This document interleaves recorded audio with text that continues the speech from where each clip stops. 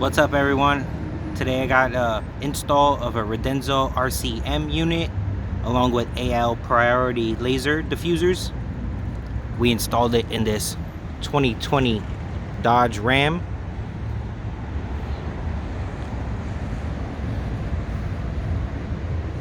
Laser diffusers mounted there, one on each side. Take you around back, show you where we mounted the two rears.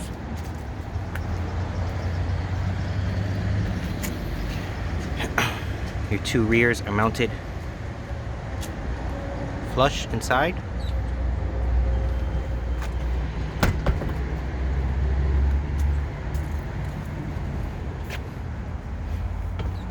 Take you inside,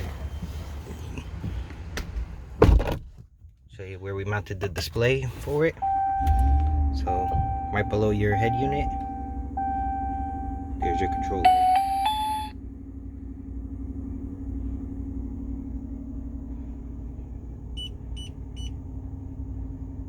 Thank you guys for watching.